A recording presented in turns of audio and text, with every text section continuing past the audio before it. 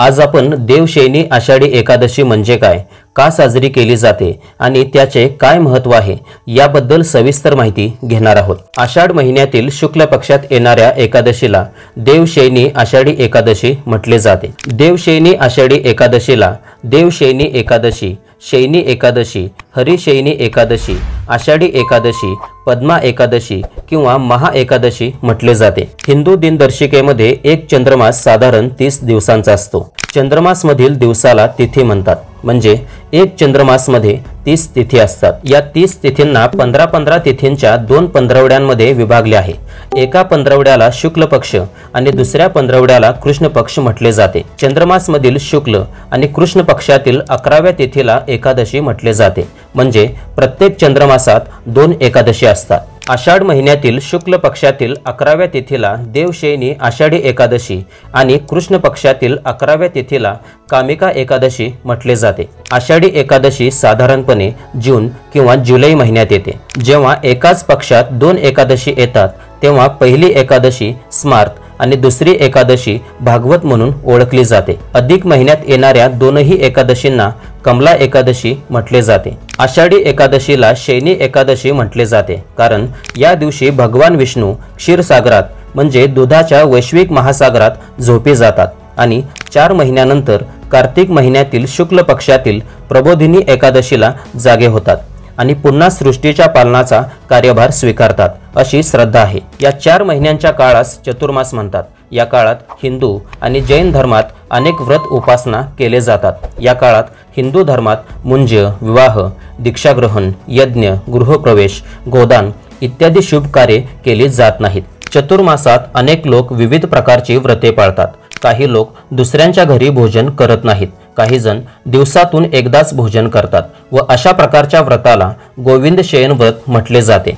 चतुर्मासाचा कालावधी भारतातील मान्सून ऋतूशी सुसंगत आहे।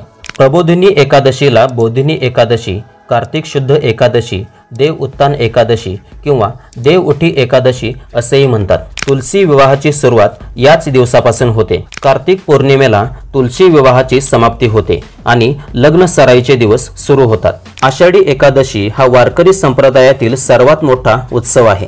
या दिवशी पंढरपूरमध्ये यात्रा असते। या दिवशी भगवान विष्णू आणि लक्ष्मी तसेच विष्णूचे रूप असलेल्या विठ्ठलाची पूजा केली जाते। या दिवशी उपवास केला जातो। आषाढी एकादशीचे व्रत केल्याने सर्व पापांपासून मुक्ती मिळते आणि मनोकामना पूर्ण होतात।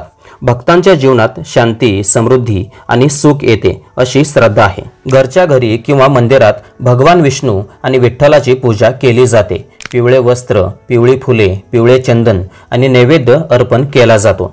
या दिवशी दान धर्म आणि अन्नदान करण्यालाही महत्त्व आहे। आषाढी एकादशी निमित्त विविध शुभेच्छा दिले जातात।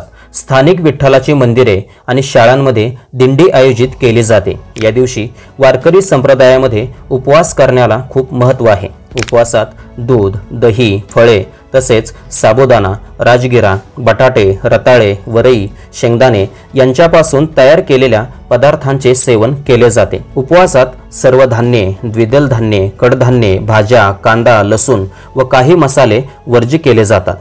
काही लोक निर्जल उपवास करतात तर काही जण फलाहारी उपवास करतात। आषाढी एकादशीचा उपवास दुसऱ्या दिवशी सोडला जातो। उपवास सोडताना वाघाट्याच्या भाजीला विशेष महत्त्व असते। आषाढी एकादशी दिवशी वारकरी भक्त पंढरपूरमध्ये विठ्ठल आणि रुक्मिणीच्या मूर्तींचे दर्शन घेण्यासाठी दाखल होतात। महाराष्ट्राच्या विविध भागांमधून भाविक भक्त चालत पंढरपूरला येतात। यालाच आषाढी वारी म्हटले जाते। वारी दरम्यान भक्त अभंग, भजन आणि कीर्तन करतात। वारकरी चंद्रभागेत स्नान करून विठ्ठलाचे दर्शन घेतात। वारीची ही परंपरा 700 ते 800 वर्षांहून अधिक जुनी आहे। आषाढी एकादशी दिवशी महाराष्ट्रातील विविध संतांच्या प्रतिमा व पादुका असलेल्या पालख्या पंढरपूरमध्ये आणल्या जातात। आळंदीमधून संत ज्ञानेश्वरांची, नरसी नामदेवमधून संत नामदेवांची, देहूमधून संत तुकारामांची, पैठणमधून संत एकनाथांची, त्र्यंबकेश्वरमधून संत निवृत्तीनाथांची, मुक्ताईनगरमधून संत मुक्ताबाईंची, सासवडमधून संत सोपानांची, शेगावमधून गजानन महाराजांची, उत्तर भारतातून संत कबीरांची इत्यादी प्रमुख पालख्या पंढरपूरमध्ये आणल्या जातात। वारीचे 2 प्रकार आहेत, जसे आषाढी वारी आणि कार्तिकी वारी। आषाढी वारीला सर्व संतांच्या पालख्या आपापल्या गावाहून पंढरपुरात येतात। तर कार्तिकी वारीला वारकरी आपापल्या गावातून दर्शनासाठी पंढरपूर, आळंदी आणि देहू येथे येतात। या जोडीने माघी आणि चैत्री वाऱ्याही होतात। भविष्य पुराणामध्ये श्रीकृष्णाने युधिष्ठिराला शयनी आषाढी एकादशीचे महत्त्व सांगितले आहे। ब्रह्मदेवाने सुद्धा त्यांचा मुलगा नारद यांना त्याचे महत्त्व सांगितले होते।